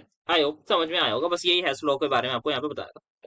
Next आपसे पूछना है फर्स्ट लॉ ऑफ थर्मोडायनेमिक्स के बारे में, बहुत ज्यादा बात हमने कर रखी है, कहाँ पे, फर्स्ट लेक्चर में अपने first law of thermodynamics and chemistry, first thermochemistry वाला जो यूनिट है, आई थिंक फर्स्ट लेक्चर में ये सारी की सारी बात कर रखी है, तो जाके उसको देखिए। और जिस लोगों ने, ये लोग बहुत सारे लोग ऐसे ही अभी तक मुंह उठा के वीडियो को देख रहे हैं विदाउट एक बटन को दबाए हुए सब्सक्राइब कर, तो यार एक बार उस बटन को भी दबा दीजिए। चलिए फिर हम चलते हैं आगे। तो ऑल एक्सपीरियंस क्या देख लो भाई, अभी तक नहीं कर रहा, मतलब वीडियो थोड़ा सा बस हटा के ही तो वो करना है, हाँ कर दिया, चलो अब बढ़िया। अब आते हैं, तो यहाँ पे फर्स्ट लॉ ऑफ स्टेटमेंट क्या है, बहुत आसान है, ये बोलता है कि कोई भी हमारे पास सिस्टम है उसको हमने किसी साइक्लिक ट्रांसफॉर्मेशन में हम लेके गए, तो सम ऑफ हीट और वर्क जो है वो जीरो आएगा। हमने एक सिस्टम को ए से स्टार्ट करा, बी से लेके गए, बी से दोबारा ए ले आए, तो उस रिएक्शन में या उस प्रोसेस में जो आपका वर्क डन होगा, जो हीट रिलीज या हीट एब्जॉर्ब होगी, वो उन दोनों का सम जब करेंगे तो जीरो आएगा। या फिर cyclic integral of heat plus work आपका जीरो आएगा, तो इसका मतलब ये जो भी चीज है, summation of work and heat एक स्टेट फंक्शन है, जबकि हीट और वर्क क्या होता है, पाथ फंक्शन, पर इन दोनों का समेशन मिलके एक स्टेट फंक्शन बना रहा है। तो यही है बस, यहाँ पे इसको आप एक बार रीड कर लीजिएगा, बहुत आसान सी चीज है, यहाँ पे क्या क्या है बताऊं। और यहाँ पे एक इसकी मेन स्टेटमेंट वो भी लिख सकते हैं फर्स्ट लॉ ऑफ थर्मोडायनेमिक्स की, law of conservation of energy, energy can neither be created nor be destroyed, ये आप बता सकते हैं, बाकी और इसमें इतनी ज्यादा बातचीत नहीं करते हैं। देन एंथैल्पी ऑफ न्यूट्रलाइजेशन आपको दे रखी है HCl की NaOH के साथ इतनी, और बाय NH4OH के साथ इतनी, कैलकुलेट करना है आपको उसको। तो आप सभी को पता है एक चीज कि HCl क्या है, स्ट्रॉन्ग एसिड है, NaOH क्या है, स्ट्रॉन्ग बेस है। इन दोनों को जब हम रिएक्शन कराते हैं तो सबसे पहले NaCl प्लस वाटर हमें मिलता है। इस रिएक्शन का जो भी डेल्टा एच आता है वो -57.3 आता है किलो जूल पर मोल। लेक्चर में बात करेंगे थर्मोकेमिस्ट्री वाले, तो जाके उसको भी देख लीजिए जाके। तो ये हो गई। अब यही चीज आप HCl प्लस NH4OH के साथ करेंगे ना, तब आपको ये चीज नहीं मिलेगी। सर क्या चीज बोल रहे हैं आप, मतलब ये चीज इन द सेंस कि आपको इतना डेल्टा एच नहीं मिलेगा, उसकी वैल्यू जो है वो थोड़ी कम मिलेगी। द रीजन इज सिंपल, इस बार आपने क्या लिया है, वीक बेस लिया है। तो वीक बेस से सर क्या दिक्कत है बेटा, वीक बेस से ये दिक्कत है कि कुछ जो एनर्जी है वो इसको आयनाइज करने में चली जाती है। आयनाइज मतलब टूटने में, वीक का मतलब क्या है कि वो टूटेगा नहीं, किसमें, अपने ऑब्वियसली कॉन्स्टिट्यूएंट आयंस में नहीं टूटेगा, NH4 पॉजिटिव और OH नेगेटिव में नहीं टूटेगा। तो उसी को तोड़ने के लिए कंप्लीटली टूट जाए तो हमें कुछ एनर्जी देनी पड़ेगी। वो एनर्जी कहां से होगी, तो जो भाई साहब जो रिलीज होनी थी वही एनर्जी जो है वहां पे थोड़ी सी कंपनसेट हो जाएगी, तो ओवरऑल रिलीज एनर्जी कम मिलेगी, क्योंकि जो रिलीज एनर्जी है, कुछ रिलीज एनर्जी यूटिलाइज हो जाएगी इन दी आयनाइजेशन ऑफ NH4OH। अब यहाँ पे सबसे पहले तो रिएक्शन लिख लेते हैं, फिर बात करते हैं। तो यार रिएक्शन इन्होंने बोला है इक्वेशन, राइट, रेलेवेंट इक्वेशन, तो एक दो तो इक्वेशन ही हो गई। और अगर ये मांग रहे हैं so what can be done, तो एक हम ये लिख सकते हैं कि यार HCl को हमने पानी में डाला, क्या बन गया sir, H positive Cl negative. फिर एक रिएक्शन हुई है NaOH को पानी में डाला, Na पॉजिटिव OH नेगेटिव। अगर ये रेलेवेंट इक्वेशन मान रहा है, इन दोनों रिएक्शंस के डेल्टा H जीरो होंगे क्योंकि ये है स्ट्रॉन्ग एसिड स्ट्रॉन्ग बेस। और क्या हुआ साथ में NaCl बन गया, फिर NaCl भी पानी में है तो वो बन गया Na positive plus Cl negative. क्या ये बात सबको समझ में आई? ठीक है सर। इस रिएक्शन का भी डेल्टा H जीरो क्योंकि NaCl पानी में है भाई, पानी में है वो NaCl सॉलिड छोड़ देगा, वो एक्वस फॉर्म में ही होगा, वो हाइड्रेटेड होता है Na positive Cl negative. But H positive और जो OH नेगेटिव है, इन दोनों लोगों ने मिलकर H2O बनाया। इसी रिएक्शन का जो डेल्टा H है वो आता है -57.3। यही है जो हमारा मेन काम कर रहा है। ठीक, तो आप ये लिख देंगे रिएक्शन अगर डिजाइन मांग रहे हैं, अगर वो ज्यादा ही रिएक्शन इक्वेशन मांग रहे हैं तो एक ही।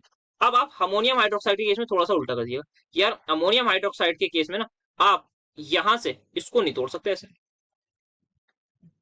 तो इस रिएक्शन का जो भी डेल्टा एच होगा वो आएगा delta H ionisation of NH4OH। समझ में आई ये बात? यानी यस सर, क्योंकि ये ऐसे नहीं टूटेगा, ये बात नहीं आएगा क्योंकि ये इक्विलिब्रियम में चला जाता है। बट अगर हमें पूरा तोड़ना है तो कुछ हमें हीट देनी ही पड़ेगी at the end in order to completely dissociate it. ये लिख दिया आपने सर, ये भी लिख दिया, और साथ में H पॉजिटिव वाली लिख लीजिएगा। तो एट द एंड आप ये लिखिएगा कि डेल्टा एच न्यूट्रलाइजेशन जिस रिएक्शन की, बेसिकली इस वाली रिएक्शन की जो है वो इक्वल होगी आपकी 57.3 -57.3 जितनी आनी चाहिए थी, प्लस उसमें कुछ हीट ऑफ आयनाइजेशन ऐड कर दीजिए। ये आपकी क्या वैल्यू दे रखी है, -51.3 is equals to -57.3 plus delta H ionisation, and you will get the answer for delta H ionisation as I think 6 kilo joule per mole.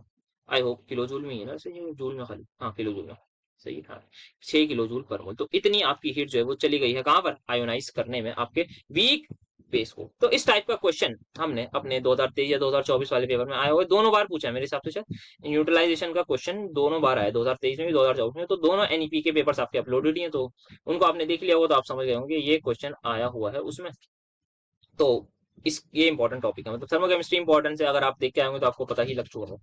Next, ये एक अच्छा क्वेश्चन था थोड़ा, जो थोड़ा सा यूनिक टाइप का था, जनरली देखने को नहीं मिलता। ये क्वेश्चन कह रहा है कि एंथैल्पी ऑफ न्यूट्रलाइजेशन MgO की HCl के साथ काफी ज्यादा होती है, काफी ज्यादा होती है जितनी होनी चाहिए थी उससे। सर सबसे पहली चीज तो आप ये बताइए कितनी होनी चाहिए, बेटा आप बताओ कितनी होनी चाहिए। सर हमें जो पता है ना, हमें ये पता है कि वीक एसिड नहीं सर, स्ट्रॉन्ग एसिड और स्ट्रॉन्ग बेस की जो एंथैल्पी ऑफ न्यूट्रलाइजेशन होती है वो आती है आपकी -57.3। ये हमें सभी को पता है। तो सबसे पहली चीज, HCl स्ट्रॉन्ग एसिड है, MgO स्ट्रॉन्ग बेस है। सर ऐसा तो नहीं बोल सकते, सबसे पहले तो ये बेस ही नहीं है इसका, क्योंकि ये क्या है, एक ऑक्साइड है, हमने माना बेसिक ऑक्साइड है, क्या ये बेस बोलूंगा? नहीं सर, बेस तो नहीं बोल सकते क्योंकि ये सॉलिड है। सो व्हाट एग्जैक्टली हैपेंस जब मैं MgO को HCl के साथ रिएक्ट कराऊंगा, ऑब्वियसली HCl एक्वस है तो पानी प्रेजेंट होगा, पानी प्रेजेंट होगा तो एग्जैक्टली क्या होगा, जो MgO सॉलिड है ना वो HCl के साथ रिएक्ट करेगा, बिल्कुल करेगा, MgCl2 बनाएगा। बट बिफोर दैट वो पानी के साथ हाइड्रेट हो जाएगा। आप समझ लीजिए उसका जो है वो सॉलिड का डिसोल्यूशन हो जाएगा, वो पहले डिसॉल्व होगा, पहले वो खुद एक्वस फॉर्म में आएगा और फिर वो ब्रेक डाउन होगा Mg2 पॉजिटिव और OH नेगेटिव में। तो ये जो डिसोल्यूशन हुआ है, ये जो डिसोल्यूशन बोलना चाहे डिसोल्यूशन, हाइड्रेशन बोलना चाहे हाइड्रेशन, ये प्रोसेस जो है आपका होता है एक्सोथर्मिक। तो इस प्रोसेस में भी आपकी एनर्जी जो है वो रिलीज होगी काफी ज्यादा। यहाँ पे जो आपने इसको डिसोल्यूशन करा है ना, तो आप ये दोनों इक्वेशन लिख दीजिएगा, देन राइट कि दिस प्रोसेस और dissolution of MgO is exothermic, कि आपकी जो एनर्जी है वो रिलीज हो रही है, क्योंकि MgO आपने सॉलिड फॉर्म में लिया है, पहले आपको उसको एक्वस फॉर्म में ही आएगा, बेसिकली वो खुद ही आएगा, मतलब आपको नहीं करना। आप HCl पानी में मिला हुआ, या आप चाहें तो थोड़ा और पानी वानी ले लिए डिपेंडिंग अपॉन रिएक्शन वगैरह की, तो आप यही बोलेंगे कि यार MgO सॉलिड जो है उसको पहले हमने डिसोशिएट करा है और डिसोल्यूट करा है, बेसिकली सॉलिड जो है उसमें आप, और आप सभी लोग जानते हैं हाइड्रेशन एनर्जी का कंसेप्ट, तो यहाँ हाइड्रेशन काफी ज्यादा देखने को मिल रही होगी इस सॉलिड की। तो दैट्स वाई यहाँ पर क्या होगा, तो रिलीज एनर्जी जो है उसका overall magnitude enthalpy of neutralisation से काफी ज्यादा आएगा, काफी ज्यादा, because the process is exothermic as well as, मतलब आयनाइजेशन वाली तो है, आयनाइजेशन सॉरी न्यूट्रलाइजेशन वाली तो है, न्यूट्रलाइजेशन से पहले ही कुछ एनर्जी रिलीज हो जाएगी, पहले कुछ एनर्जी रिलीज हो गई फिर बाद में भी रिलीज हो गई, तो भाई एनर्जी एनर्जी है, मतलब मजा आ गया। तो -57.3 से वैल्यू ज्यादा आएगी। आई होप कंसेप्ट समझ में आएगा, कोई भी किसी को भी डाउट नहीं होगा। तो चलते हैं हम आगे अपने नेक्स्ट सवाल की तरफ। तो नेक्स्ट सवाल जैसा कि आप सभी लोग देख सकते हैं सेम रिपीटेड है, सेम इसका आंसर 6 किलो जूल पर मोल आएगा, मुझे बताने की जरूरत नहीं है। और यहाँ पे देखिए उन लोगों ने माइनस साइन नहीं लगा रखा, तो कंफ्यूज मत होइएगा, you have to put minus on your own, because क्या है, एनर्जी रिलीज होती है, समझ गए ना बात? ठीक है, वैसे हो सकता है मिसप्रिंट भी हो, बट हाँ माइनस आप लोग खुद लगा लीजिएगा, इस बात का ध्यान रखिएगा। नेक्स्ट ये थोड़ा सा एक और अच्छा सा क्वेश्चन था। 91 kilojoule heat was evolved when 1 mole of MgSO4 was dissolved in a specific amount of water। अच्छा, आपने MgSO4 को कुछ अमाउंट ऑफ वाटर में डिसॉल्व करा, MgSO4 को कुछ अमाउंट ऑफ वाटर में डिसॉल्व करा, ठीक है, तो क्या होगा, तो यहाँ पे कुछ एनर्जी रिलीज हुई। मतलब कुछ नहीं है भाई, आपका जो है वो Mg पॉजिटिव और SO4 नेगेटिव, ये बेसिकली हाइड्रेट हो गया होगा, ये प्रॉपरली आपका बोल दीजिए, मैं बोलूँ तो आपका ये ब्रेक डाउन हो गया होगा। तो पानी लिखना चाहे तो लिख भी सकते हैं, नहीं लिखना चाहे तो नहीं भी लिख सकते हैं, क्योंकि स्पेसिफिक अमाउंट यहाँ पे कुछ अमाउंट बोल रखी है, कुछ हमें एज सच नहीं दे रखा। स्पेसिफाइड अमाउंट ऑफ वाटर में हमने वो कर दिया डिसॉल्व। इस रिएक्शन का जो डेल्टा एच है वो आएगा 91 किलो जूल, और हीट क्या हुई है, इवॉल्व, तो साइन विल बी माइनस का। नेक्स्ट इंपॉर्टेंट चीज, तो ये आपने लिख दिया डिसोल्यूशन ऑफ एनहाइड्रस MgSO4, ये हमने इसको डिसोल्यूट कर दिया। यहाँ पे हाइड्रेशन एनर्जी की वजह से ये सारी चीजें रिलीज हुई।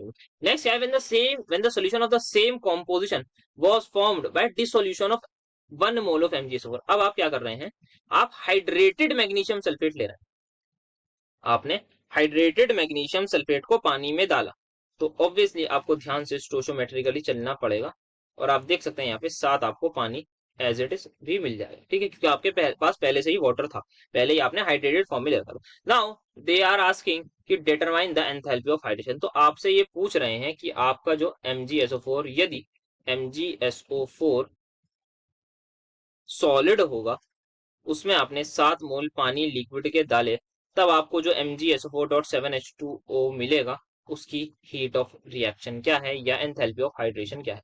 तो सबसे पहले इस रिएक्शन का जो डेल्टा एच है वो क्या दे रखा है आपको, वो आपको बता रखा है 13 किलो जूल हीट एब्जॉर्ब हुई, मतलब प्लस में। अब आपको क्या करना है, ये रिएक्शन बनानी है, तो आपके पास एक रिएक्शन ये हो गई, दूसरी रिएक्शन ये हो गई। यहाँ पर आप देख सकते हैं MgSO4 है, सॉलिड है, तो रिएक्टेंट साइड में इस रिएक्शन को एज इट इज रख दीजिए।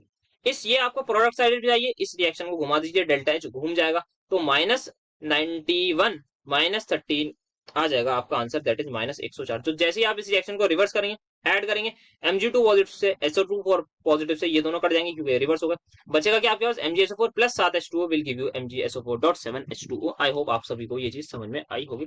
लेस इंपॉर्टेंट ऐसा क्वेश्चन है, एक आध बार ऐसा देखने को मिलता है, थोड़ा सा अच्छा लेवल का भी है, बट मुश्किल ऐसा क्वेश्चन आना, पर हाँ आया तो मतलब कराएंगे, वैसे थोड़ी आया तो नहीं कराएंगे। नेक्स्ट देखते हैं, किरचॉफ इक्वेशन पे यहाँ पर बात करनी है, लेक्चर में बात कर रखी है थर्मोकेमिस्ट्री वाले, इंपॉर्टेंट है। वैसे 2 साल से शायद आई थिंक किरचॉफ इक्वेशन की डेरिवेशन तो नहीं आई, तो हो सकता है, बट हाँ क्वेश्चन तो आया हुआ है मेरा जितना है, डेरिवेशन नहीं है। तो दो तरीके से डिराइव करनी है, एक इंडिपेंडेंट और डिपेंडेंट वाली टेम्परेचर, तो दोनों देख लेते हैं। तो सबसे पहले क्या है, किरचॉफ इक्वेशन ये बताती है कि यार डेल्टा एच जो है उसका डायरेक्टली कोई ना कोई रिलेशन होता है विद टेम्परेचर, और डेल्टा यू का भी हमारे पास जो है वो कुछ ना कुछ रिलेशन होता है विद टेम्परेचर, ठीक है। तो क्या होता है, जैसा कि आप देख सकते हैं, A plus B B will give you C plus D D. Delta H product minus delta H reaction आप यहाँ पे लिख सकते हैं। प्रोडक्ट क्या होता है, प्रोडक्ट की हीट आप कैसे बोलेंगे, तो C into H C plus D into D, basically आप स्टोइकोमेट्रिक कोफिशिएंट से मल्टीप्लाई कर देते हैं जो भी होंगे रिस्पेक्टिव वाले, ठीक है। अब आप क्या करते हैं, जैसे ही आप प्रेशर को कांस्टेंट रख के डिफरेंशिएट मारते हैं विद रिस्पेक्ट टू टेम्परेचर, आप देख सकते हैं आपको ये हीट ऑफ रिएक्शन मिलती है। बेसिकली आप देख सकते हैं सी को आप बाहर लिख लेंगे, ऑब्वियसली कांस्टेंट है क्योंकि स्टोइकोमेट्रिक कोफिशिएंट है, डी को लिख देंगे, इस सभी को। अब आप सभी को पता है del H by del T at constant B क्या होता है, सीपी होता है। तो हीट कैपेसिटी ऑफ सी, उसको मल्टीप्लाई कीजिए स्टोइकोमेट्रिक कोएफिशिएंट से, एंड सो ऑन, ये आपका एट द एंड मिलेगा आपको डेल्टा सीपी। ये किसके इक्वल होगा, एक्स, मतलब स्टोइकोमेट्रिक कोएफिशिएंट जितने भी हैं प्रोडक्ट के, उन सभी को उनकी रिस्पेक्टिव हीट कैपेसिटी से मल्टीप्लाई कीजिए, माइनस में जो भी आपका स्टोइकोमेट्रिक कोएफिशिएंट हो इसका, प्रोडक्ट ये रिएक्टेंट का, उसको उनकी heat capacity, respective heat capacity से मल्टीप्लाई कीजिए। तो डेल्टा एच को आपको फाइनली फॉर्मूला मिल जाएगा, sum of heat capacities of product minus sum of heat capacities of reactant, ठीक है। तो डेल्टा एच आपको यहाँ पर मिल गया होगा। नाउ अब आप यहाँ पे क्या करेंगे, आप सभी को एक चीज पता होगी कि, नहीं पता, या मैं बता दूं कि del H by del T at constant P किसके इक्वल होता है, डेल्टा सीपी के होगा, ये हमें सभी को पता है भाई। जब ये है तो यहाँ पर आप बस आप क्या लिख दीजिए, डेल्टा सीपी लिख दीजिए, इसको बेसिकली आप इधर भेज दीजिए। जैसे ही आपने इसको इधर भेजा, आपको सिंपल इंटीग्रेट करना है D H, delta H one से डेल्टा एच तक। अब यहाँ पे थोड़ा सा ध्यान रखिएगा, अगर आपको बोला है जो सीपी है वो इंडिपेंडेंट है टेम्परेचर पे, मतलब CP is not a function of temperature, CP एक सिंपल वैल्यू है, सीपी हो सकता है आपकी वो 5 point something and all so on, जो भी एक न्यूमेरिकल वैल्यू होगी जनरली आपकी, ठीक। तो आप यहाँ पे सिंपल इंटीग्रेट कर देंगे dt को सिंपल। बट अगर आपकी सीपी जो है एक न्यूमेरिकल वैल्यू हुई, तो आप क्या करेंगे, तब थोड़ा सा ध्यान से लेना। अच्छा, यहाँ पे आप जैसी वैल्यू पुट करेंगे तो delta H two minus delta H one, ये आप डेल्टा सी भी सेम आप डेल्टा यू के लिए भी करेंगे तो सेम चीज आपकी हो जाएगी, ठीक है। तो डेल्टा एच और डेल्टा यू के लिए आप ये करेंगे। अब अगर आपका सीपी डिपेंडेंट है किस पर, टेम्परेचर पर, तो CP is something like this. CP बराबर आप, मैं बोल देता हूँ, A T plus B A T square plus C T cube, ऐसा कुछ टेम्परेचर का रिलेशन होगा। यहाँ पर आपको ध्यान रखना है कि अगर मैंने डेल्टा, पहले मैं डेल्टा सीपी निकालूंगा आराम से, ठीक है। डेल्टा सीपी निकाल लिया तो डेल्टा सीपी में मान रहा हूं मैं अब ये ए डैश टी, टेम्परेचर तो एज इट इज रहेगा, B dash T square plus C dash T square होगा इंटू डी टी। इसको आपको अब इंटीग्रेट करना होगा ध्यान से, तो ये आएगा something like A dash T square by two plus B dash T cube by three. I hope आप चीज समझ रहे होंगे, वैसे क्वेश्चन आएगा तो आपको और अच्छे से समझ में आ जाएगा। बट अगर डिपेंडेंट हुआ टेम्परेचर पे तो आप यहाँ पे भी देख सकते हैं के एल कपूर में ये दे रखा है कि अगर आपका CPM is something like this, a dash plus B dash plus सी, ए बी सी भी लिख सकते हैं आप चाहे तो आपके ये बाकी सारे क्या है, कॉन्स्टेंट्स लोगे और ये टेम्परेचर पे डिपेंडेंट किस तरीके से। और अगर आपको डेल्टा आर बेसिकली चेंज निकालना है तो इनको भी आप चेंज लिख दीजिएगा, जो भी वैल्यू होगी उसका चेंज आ जाएगा, आपको पता लग जाएगा किस तरीके से होगा। बाकी मतलब इसमें कोई ऐसी प्रॉब्लम नहीं, बस लिखने की थोड़ा सा आपका तरीका है। देन आप क्या करेंगे, देन आप इंटीग्रेट करेंगे, तब आप ये चीज बोलेंगे। आई क्या है, इंटीग्रेटिंग कांस्टेंट आपका यहाँ पर आए, और आप इन सभी को जब इंटीग्रेट करेंगे डेल्टा ए डैश को डी टी से, फिर आपका यहाँ आएगा, यहाँ टी आ जाएगा, यहाँ टी स्क्वायर बाय टू, यहाँ टी क्यूब बाय थ्री हो जाएगा। समझ गए बात? तो इस तरीके से आप दिखा दीजिएगा कि अगर डिपेंड करना है टेम्परेचर पर तो आप सीपी की कोई भी आर्बिट्ररी वैल्यू ले लीजिए जिसमें आप टेम्परेचर की डिपेंडेंस शो कर पा रहे हैं। तो ये थी आपकी किर्चॉफ इक्वेशन जो काफी ज्यादा इंपॉर्टेंट थी। और इसको देखिए एक और बार आया हुआ है, इंपॉर्टेंस बता दिएगा कि यार एक टेम्परेचर, अगर हम टेम्परेचर चेंज करेंगे तो एंथैल्पी चेंज होती है, तो वो हमें पता लग जाता है कि भाई टेम्परेचर से क्या डिपेंडेंट है। अगर हमें पता करनी है 300 केल्विन पर इस रिएक्शन की क्या एंथैल्पी चेंज होगी तो वो है, 400 पर पता करनी है, एक वैल्यू होगी दूसरी वैल्यू हम निकाल सकते हैं। इस तरीके से आप लिख दीजिएगा इंपॉर्टेंस में, मतलब कोई ज्यादा नहीं होता घुमा फिरा के, सेम ही बात बतानी होती कि ये बहुत बढ़िया रिएक्शन है, इससे बढ़िया रिएक्शन हमने जिंदगी में आज तक नहीं देखी। किरचॉफ बहुत बढ़िया साइंटिस्ट थे, उनसे अच्छा साइंटिस्ट हमने देखा, जो वो हीट कैपेसिटी उन्होंने निकाली है, मतलब की जो ये जो इक्वेशन निकाली है, मतलब मजा आ गया। ये ऐसी दो तीन तारीफ यहाँ पे कर दीजिएगा और आगे बढ़ जाइएगा। देन ये एक इसका न्यूमेरिकल है, इस जैसा न्यूमेरिकल हमारे उसमें भी आया हुआ है, किसमें, किसी पेपर में था 2023 या 2024 में, मतलब करवा रखा है, तो सेम टाइप का ही था। तो आपको एंथैल्पी ऑफ फॉर्मेशन इथेन की निकालनी है एट कितने पर, 350 केल्विन पर, 298 केल्विन पर आपको दे रखी है। तो कार्बन है, सबसे पहले रिएक्शन लिखो भाई, ऐसे ही हो नहीं। कार्बन ग्रेफाइट फॉर्म में रिएक्ट करेगा किससे, सॉलिड लिखना चाहिए, सॉलिड ऐसे कोई बैठ, और बना देगा C2H6 का 1 मोल। 1 मोल आपको बनाना है किसका, C2H6 का, तो ये 1 मोल होना चाहिए।